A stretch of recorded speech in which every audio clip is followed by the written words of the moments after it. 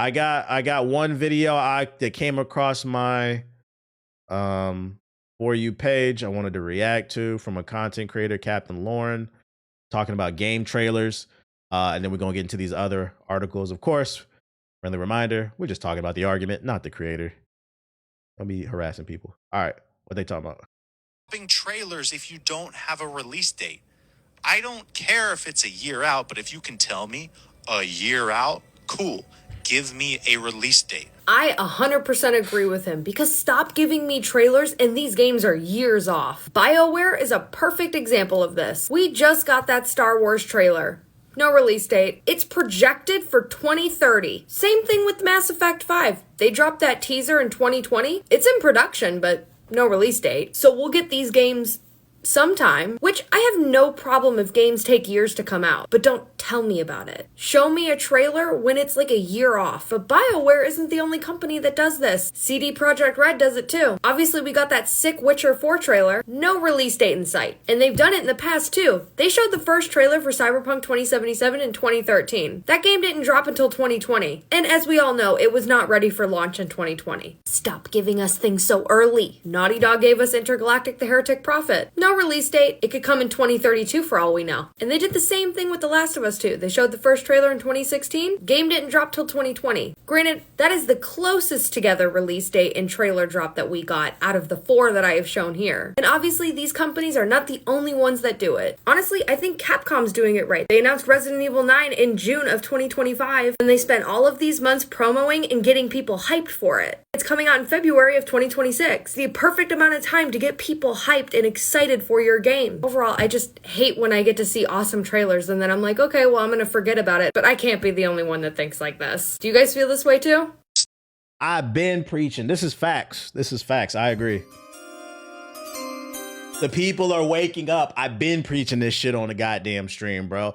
I am sick and tired of games being announced and not coming out till 5, 6, 7 years later. Like she just mentioned with the new Star Wars game, they're saying that shit might not come out till 2030. Now, old boy came out and said it's coming out before, but that could be 2028, 2029. We don't know. Me personally, one of my favorite game releases was Fallout 4. Not the quality of the game. The game was okay. But if you remember, they announced Fallout 4 at E3 in June. And then that fall in November, like a couple of 3 months later, the game came out. That's what I like. That's what I like. Same thing with, it wasn't a great game, but you know what did have a good launch?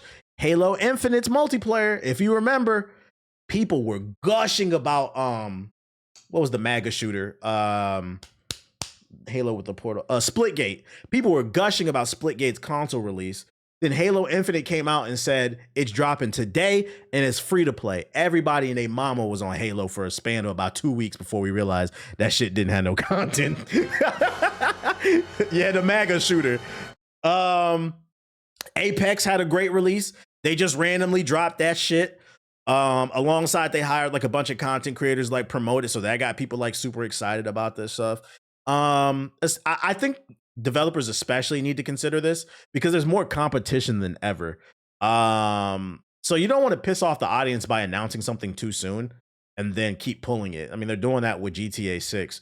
And then if I can add one more thing, another thing I always talk about on this stream too, stop releasing these trailers that offer nothing to consumers, man. I'm sick and tired of these trailers that come out and it's nothing but CG. It doesn't give us any real story element. Like, this shit should be mad mysterious. It don't give us no interesting story elements, no interesting characters, no gameplay. It just be a motherfucker walking across the screen. And then it says September 2027 is coming. Like, bro, I don't cough Divinity 3. Yeah, I'm not gonna lie. Some people might disagree, but I didn't like that Divinity 3 fucking trailer, bro. It was just mad niggas doing Haitian voodoo and devil shit. I'm like, bro, can we just see the game? I don't want to see that, bro. Maybe like the first 30 seconds of your trailer, but a whole 3-minute trailer of doing a goddamn Illuminati sacrifice. I don't want to see that shit, bro. I just want to see the fucking game. Say that for the cutscene in the goddamn game. But the cinematics is just way too much. So I 100% agree with this. We got to do better trailers. We got to do better release dates. I be forgetting they announced the fucking Mass Effect back in 2020. It is now almost 20. We are a week away from 2026, 6 years later, and we still don't have no goddamn gameplay for that. We got gameplay for games that look like Mass Effect, like Exodus before Mass Effect. That shit is goddamn crazy, man.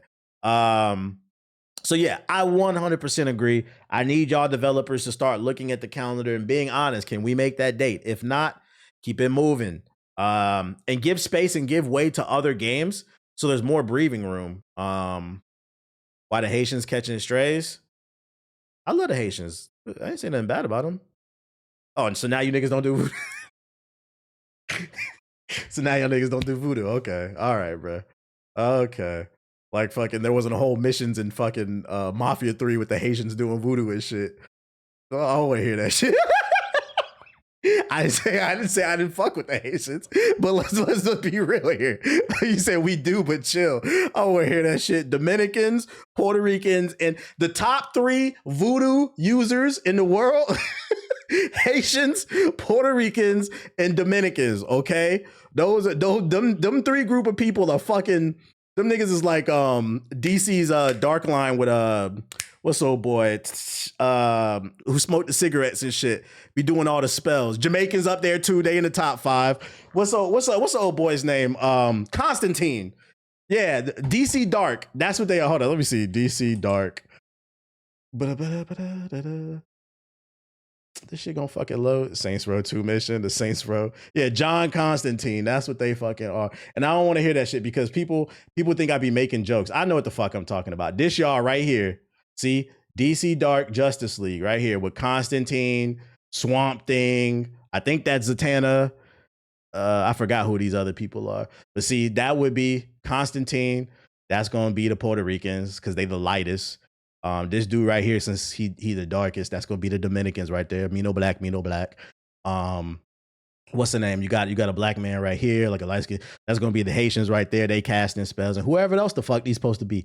So you got the Dominicans, the Haitians, the Jamaicans, and the Puerto Ricans. And the only reason I know this shit, they are the top spell casters. If you ever want to form your own team and try to fight crime and shit like that, is because I used to date a Dominican woman. People think I be making jokes and shit like that. I used to date a Dominican woman that looked me dead in my eyes and told me, if I don't like a bitch, I will write her name on a napkin and put it in the freezer so I can freeze that bitch so she can feel cold. I said, what the fuck, bro? I gotta get out of here. Y'all think I be making these jokes up. I said, oh, let me not piss you off, bro. Hell no, bro. So don't they do that shit. They fucking do that shit, bro. The two craziest groups of women that I dated a Puerto Rican woman and a Dominican. They were the craziest I've ever dated. Maybe it's not all of them, but the ones I dated, they were fucking crazy, bro. Some say I like that shit, but I don't. So, oh shit! Talk about the freezing. You said Haitian women are crazy. I never dealt with a Haitian woman before, but I believe you. We do that in New Orleans. Yeah, they do that. They have. If you go to the French Quarter, you can go to a fucking voodoo shop. You can go to voodoo shops, bro. I remember the first time I met my Dominican ex's mom. We went to her house and she had all these Santa. I don't know what it's called. I call them Santa Marie candles. She had all these voodoo candles on the fucking stand and shit lit up with all these caricatures and beads and shit. I'm like, what the fuck is that for? She's like, you don't want to know. I was like, you're right. You're right. In other news, gaming news, don't ask me how I fucking know. I know. Netflix just made another big gaming move. Amid Netflix's proposed buyout of Warner Bros., Discovery, the streaming platform, has made another big business move, acquiring a gaming startup amid the company's push further into games. Yo, why the fuck is typing on all caps? So yeah, I'm good for you out of here. She putting bad energy out. That shit would have came back on you. It didn't work out. It's all good, bro. Netflix has paid an unspecified amount for Estonia's based Ready Player Me, a company that builds the technology used to create gaming assets that are available across different titles. Our vision has been to enable avatars and identities to travel across many games and virtual worlds. We've been on an independent path to make that vision a reality for a long time, and I'm now very excited for the Ready Player Me team to join Netflix to scale our tech and expertise to a global audience and contribute to exciting visions Netflix has for gaming. I hate to burst that bubble for you, Ready Player Me studio, but you're not scaling anything. You're scaling to iOS and when they make you make that Lego Batman port for fucking mobile. That's what you're gonna be doing. And listen, If at some point they prove me wrong and they start doing console and PC releases, then I'll apologize. But right now, the track record for Netflix games is dog shit, bruh. They said, we're super excited. To scale to what? To make fucking Orange is the New Black side-scrolling Metroidvania platformer. And Orange is the New Black, you gotta play the mobile game. You gotta play the white girl trying to escape from prison in a side-scrolling Metroidvania like fucking Ori and the Blind Forest. Don't nobody want to play that shit. They give her a shovel. She digging through the holes. She digging through the holes like fucking what's the name? Old boy from the Disney Channel and shit. I'm good off that. I love is yeah. Like who the fuck wants to play Elden Ring Love is Blind edition? Like who wants to play that shit, bruh? Yeah, Shia LaBeouf. I won't play that shit. Netflix confirmed to TechCrunch that the Ready Player Me team of 20 people will join Netflix, but only one of the executives, CTO Rainer Selvin, is shifting to Netflix.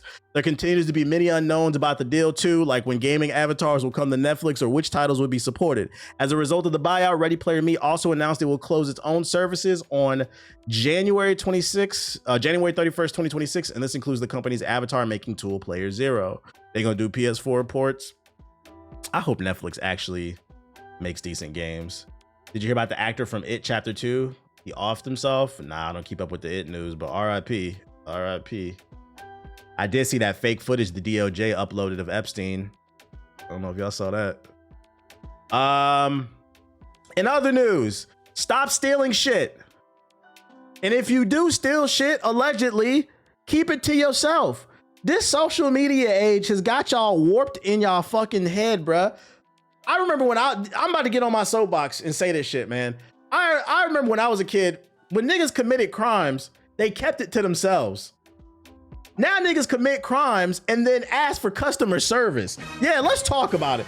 Steam user asks developers to fix the game, but then gets blasted for pirating it. When you encounter an issue in a game, it's perfectly reasonable to go online and try to find a solution. The more detailed among us might even try pinging the creators of a product directly just to get an answer. But would you have the gall to talk someone whose product you've stolen? Such appears to be the case of one bold Steam user who was posting up a storm on the Storefront's community page for The Furthest Frontier. Developed by Crate Entertainment, the same studio behind 2016's apocalyptic fantasy action game Grim Dawn, Farthest Frontier is a medieval city builder sim with survival elements. In addition to mechanics you'd expect from city builders, man, let's get to we get it, bro. We get it. Let's see. Big Badass 33 is one of the many people playing Farthest Frontier, but if they're enjoying it, you wouldn't know it. The user appears to have spent the last couple weeks complaining incessantly about the game in a variety of threads. They don't like how forested the maps are, and they've got a lot to say about how trading works in the game. Inventory management is also a sore point. The constant micromanaging of everything is nuts, the player explained. By mid-December, Big Badass 33 was running into issues with the city builder. The game was suddenly crashing for no reason. He said, "Come on, developers, please let us know." The player wrote in one thread where they were trying to figure out seed generation. Finally, by December 21st, the irked Steam user went straight to the source with a short thread titled, "Fix your fucking game." Less than an hour later, the player had finally caught Furthest Frontier's developer Crate Entertainment's attention. Zantai, one of the developers behind the game, responded accordingly. Please purchase the game instead of running a non-Steam version. Guys, the reason your game is unstable and crashing is because you have a pirated version, and they knew it. I don't know, because a lot of you little niggas be talking to ChatGPT as your best friend now. But my OGs used to teach me, they used to say to me, beggars cannot be choosers. What that means is, if you got it for free, you have no wiggle room for feedback. Unless you're talking about shitty free-to-play games where you're buying microtransactions, but you get what the point. If somebody gives you a sandwich, and you're hungry, you don't get to complain there's fucking cheese on it. You just got to take it because you didn't have a sandwich before. You stole the game, and then you're trying to tell them to fucking fix this shit, bro. Shut the fuck up, bro. This shit is goofy, man. Shame, no shame, bro. And you can't say shit if you ain't paid for it. If you out here selling the 7 Cs, please do it at your own discretion. You don't get the room to complain. Man's got the hookup from Wendy's and complain about the order. This shit is fucking crazy, man. The entitlement of the internet has gotten crazy these days, man. Merry Christmas to you, I guess, nigga. What else I got? One second. If you steal some weed, you can't complain it ain't gas. It's anything, bro. There was a story going around. Microsoft debunks that it set a 30% profit margin for Xbox games, but then Tom Warren replies from where's he from? The Verge. He's from another big site. The CNBC report doesn't include a quote from Microsoft and paraphrases an unknown spokesperson. We have no clue what Microsoft actually said or who said it. So there was a story going around that Microsoft demands that their games and their products hit a 30% profit margin, which is crazy. And then in this article, they were saying that Microsoft debunked it. But I mean, if you read the article, nobody from Microsoft actually said anything, and it was an anonymous source. So we still don't know. Microsoft doesn't have money for, it's crazy. They're asking for a 30% profit margin, but they don't have money for an Xbox Wrapped when every other studio or company is doing it. I don't know what's going on with Xbox. What's going on with Xbox? Who's buying COD? Hopefully the Switch community, because there's a rumor there's a port going on that's coming to that shit, but will it sell? I don't know. Bet it ain't that much since it's on Steam. It probably isn't that much. Matter of fact, let's look up that. What was the name of that game? Frontier. What's the name? Let's look it up. The Farthest Frontier. That's actually a good question. It's actually 30% off right now. That's fucking funny. Very positive review, so people like it. It's a $25 game, bro. You know, the crazy part is you could probably get it cheaper in like a couple months. It's a $25 game that came out this year in October. Can y'all, if you like the game, support the fucking developers, man. I wouldn't even be mad if you downloaded it for free. You realized you liked it and you said, you know what? I'm gonna try the game out. That's ethical stealing, you know? That's ethical stealing, you know, a little taste before, then you go back. Back in my day, when I wasn't the most financially stable, matter of fact, we passed the statute of limitations because this is my 18th year in content creation. Give it up to me, you know what I'm saying? I straight up say it. When I first started making YouTube videos back in the day, I could not afford Final Cut Pro, which is an editing software on the Mac. That shit was like $300. I stole that shit, nigga. I don't give a fuck, bruh. But here's the thing. When I started making money on YouTube, I went back and I bought it. Mainly because I wanted the updates, but to support the devs too, because they did make me a lot of money. So, I mean, there is such a thing as ethical stealing, you know? You gotta get it. You gotta get it how you live. You gotta get it how you live. If anybody want to be a content creator, I'm not encouraging you to steal. But you know, I did what I had to do to fucking survive, man. I was living in the hood, bro. I borrowed it to keep it real. You broke ass niggas, fucking pay the developers, dude. This shit is fucking funny. We wouldn't be here if you didn't do that. Real shit. What else we got? A lot of music producers did that too with VSTs and DAWs. We just said don't self-snitch, Tyler. It's past the statute of limitations. That's well over 10 years ago. And I have a legal copy now, so it doesn't matter. What else I got for you? Hey, you ain't wrong. I did that for a song for a video editing software, allegedly. It's none of my fucking business. I'm not a Karen. I'm not here to judge nobody, bro. Times is rough. Do what you got to do to survive. And let me tell you something. A lot of people who are sitting at the top, at 1%, a lot of them cheated their way to the top. And then they'll tell you to pull yourself up by the bootstraps. And if they didn't cheat, a lot of them is Nepo babies, bro. So, whatever. Let's say. Ghost of Yote dev studio head is leaving and doesn't know what he'll do next. Sucker Punch co-founder Brian Fleming is leaving the gaming studio. He was working there since it opened 28 years ago in 97. Where's he going next? He said he doesn't know. In a post on LinkedIn, Fleming said, I really don't know what's next. He's staying with Sucker Punch through April of 2026 to help with transition efforts. And after that, he said he plans to travel. He's also going to spend the time trying to sort out which opportunities he wants to pursue next. Fleming said he's considering a lot of different options for the future, including staying in games, moving to the wider technology space, getting into the entertainment business, and even working in advocacy and political areas. After 28 absolutely life-changing years at the helm of Sucker Punch, I decided it's time to shake up the snow globe, he said. Jason Connell, Ghost of Tsushima and Yote's co-director, and Adrian Bentley, the technical director, will take over as the co-studio's heads on January 1st. Nate Fox will continue his role as a co-creative director. Fleming said he's leaving Sucker Punch in the capable hands of the strongest leadership team we've ever had. They're all so capable and so ready for new challenges that I have nothing but confidence the studio will continue to flourish. So one of the founders of the studio is leaving. Shout out to him. He put in almost 30 years, dropped a lot of classic games. Go live your life, do whatever you want to do, man. Shout out to you. Shout out to you.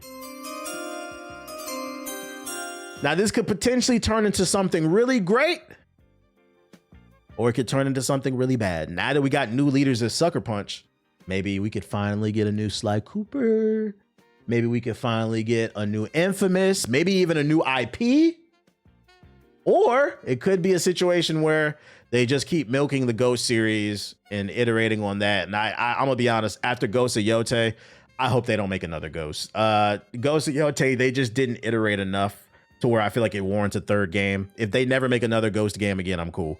I don't feel like there's enough meat on the bones there. So I hope they either lean into their catalog or they make something completely new. So I think that's what's exciting about new leadership. And it'll be interesting to see where they go next, especially because the last Sly Cooper 4 left off on a cliffhanger that never paid off. All that time traveling shit for no reason. And then also too, Brian Fleming, who knows? He said he might stay in gaming. Maybe he takes a couple years off and then comes back and makes a new studio. Who knows? We gonna see the ghost of Okinawa, not a ghost of the what's the name? What's the military base in Japan? That they should do that. The ghost of the U.S. military base, bro. Gonna be a nigga. Similar article I think you missed. Let me see. Less than a week after dropping a big new trailer at the Game Awards, Exodus Studios head James Olin has stepped down because he felt his work on the game was complete. Just 1 week after the new trailer of the upcoming Mass Effect-alike game Exodus was revealed at the Game Awards, Bloomberg reports the head of development at Archetype Entertainment has stepped down. The change comes as part of what appears to be a shakeup of gaming efforts at Hasbro, which has brought in industry veteran Paul Della Bitta to head up Wizards of the Coast Digital Ventures division. Della Bitta spent 10 years across 2 stints at Blizzard, as well as 2 years as general manager at Riot in North America. Most recently, he was the co-founder of Dreamhaven, the developer and publisher headed by former Blizzard co-founder Mike Moharmy? I don't know, say that. But in the departure of Olin, that strikes me as the most notable development here, at least from a gamer's perspective. A 22-year BioWare veteran with lead design and director credits on everything from the original Baldur's Gate to Anthem, Olin took the wheel of a then unnamed new development studio at the Wizard of the Coast in 2019, Exodus. I mean, the game's already done, so I'm not going to say this is a yellow or a red flag. Let's see how the game turns out first. I will say, if the game turns out horrible, we will be referencing this article again because he'd be like, damn, maybe he stepped down for a reason. But for now, the game's already done. Who knows? Maybe they didn't see creative eye to eye going in the future after their first game was done and he decided to step down. We need classics, bring originality back. I got a better one for you. Not just bring originality back, but support originality. Because I actually argue there's a lot of originality. The problem is gaming has been infiltrated by people who look down on original shit. People see Silksong and they say, that looks like a cool mass game. That shit's corny. Baldur's Gate 3, Dungeons and Dragons, that shit is lame. Elden Ring, ain't nobody playing that. Ain't nobody even heard of Expedition 33. How could a platformer like Astrobot win Game of the Year? It Takes Two, that's like some corny family shit. I could keep going on and on. I don't think creativity is the issue. I don't think creativity, yeah, Baldur's Gate 3 is a niche game. Shit sold 30 fucking, no, Elden Ring sold 30 million copies, but I think it sold like 20. I don't think creativity is the fucking problem, bro. I think we got too many too cool for school ass gamers out here who love to downput anything that's creative and outside of what they perceive to be normal, while also propping up their nostalgia, pretending like every video game in 2005 was the greatest thing ever. Man, in the PS2 era, we had so many great options. Yeah, you also had a lot of dog shit options too. We're just gonna act like the $5 bin at fucking GameStop didn't exist. And it was far more games in that bin than they were on the shelf, trust me.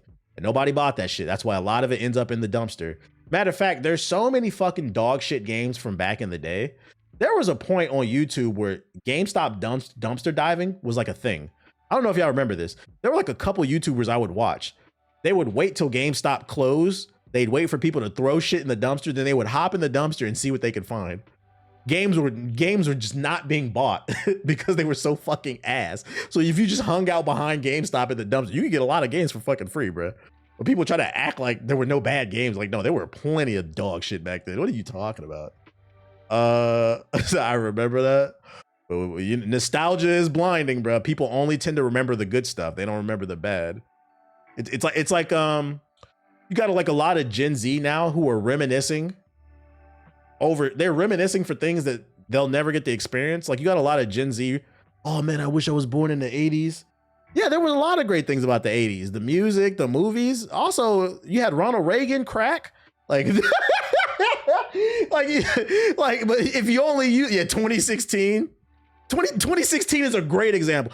I just wish I could go back to 2016. XXL freshman list. Fucking Paragon dropped. You had all this amazing music. You also know what else happened in 2026? Trump, nigga. The Pokemon Go.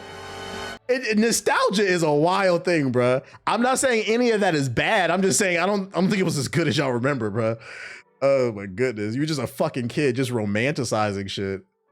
I'd argue 2016 is the reason we're in the bullshit we're in right now. It wasn't that great of a year in my opinion. I don't know. Some of it feels like highlighting the negative. If 30 million people are buying a game, why pay attention to the naysayers? Well, people who like something, they're not on social media bitching about the shit. Also, I want you to understand, it doesn't bother me. To me, it just makes great content. Half the world was on fire in 2016. I wish I could have lived through the crack epidemic. Like you don't got the Fenty problem. I found Prince of Persia in that bin. The Sands of Time. After originally being revealed in 2020, speaking of games that got announced a long time ago, Ark 2 has been delayed again till 2028. Goddamn, it's a time to officially put this in development hell. Ark 2 was the family edition was announced at the Game Awards ceremony back in 2020 with a trailer showing the Fast and Furious star Vin Diesel battling dinosaurs and tribal enemies. The game had originally been planned for a 2023 release date, but in April of 2023, developer Studio Wildcard announced that it had been pushed back to 2024, with the remaster of the first game called Ark Survival Ascend instead coming in late 20. Who asked for this? Now with the 2024 release window clearly come and gone, Studio Wildcard has announced that Ark 2 will release in 2028, 5 years after its original release window and 8 years after its Game Awards debut. Before then, the studio aims to continue releasing new content for Ark Survival Ascend, including a major expansion called Legacy of Santiago, which is planned for the end of 2027. The game received its first major expansion, The Lost Colony, last week, and according to the studio's co-founder, Jeremy, it marks the start of a 2-year roadmap for the game. I'm not reading the rest of this. I'm not gonna lie, I don't care. I'm just letting for all 2 fans of Ark Survival, Ark Survival 2 is coming in 2028 for the PlayStation 6. That's when you can experience more family. Dynamics in games were promoted more though. Well, I think the reason dynamics in games were promoted more back then, and I would agree with you, that's because the average gamer was different. We've been over this. Being a gamer in 2005 meant something completely different than being a gamer in 2025. Being a gamer in 2005 meant you played Madden, you played Jak and Daxter, you played Mario, you played, I don't know, Dragon's Age. But nowadays, being a gamer can just simply mean something as simple as they play Fortnite and buy just scrupious amounts of fucking skins, just gross amounts. Let me go in the sub box real quick and see what the fuck going on before we get on the game. Get on the game. Let me switch. Raid Shadow Legends, the mobile game with the console level graphics. NTE Neverest to Everest. Is this a gacha game? Formula Legends. Shout out to Wayno. What you planning today? A little dispatch, probably. Probably a little dispatch. Wuthering Waves. Gotcha. I don't see nothing interesting. We're probably about to get on the game. Digimon Story. Odyssey movie if you care. Nah, I don't really care about that. Wait, let's see. There it is, right there. What they gonna shoot a? They gonna shoot a one-eyed monster in the eye or some shit? Car Street. I don't see nothing. Let me look at this real quick.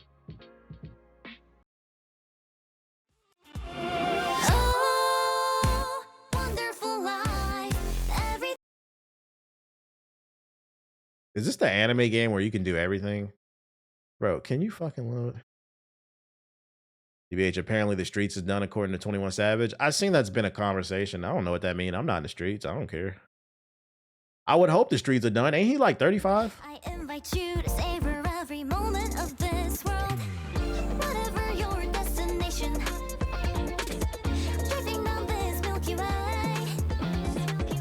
Just to let you, I'm sure I'll be there. Yeah, I'm not playing the chat. Let's get on the game. Control Ultimate Edition is $3 in the store right now. True. One of those anime games. Do you like or play racing games? I like racing games, but I play them on occasion. Like I'll buy a Forza every once in a while, but like I don't feel the need to buy every one because I don't feel like they change enough from game to game. But every once in a while, I'll play one. But my favorite racing game, and I wish they would bring it back, was the Burnout series. But just started Baldur's Gate 3. This shit is epic. Shout out to you. A man of culture. A man of culture. Let me feed my puppy, and then we're gonna play Dispatch. I'll play like the first episode. Wipeout was good too. I liked Need for Speed. There's too many entries, but like I liked Need for Speed. What was the one where you had to kill the cops? That was my favorite Need for Speed. You remember you had to run them off the road and shit? I really enjoyed that mode. Yeah, Most Wanted. Yeah, I loved killing cops in that game.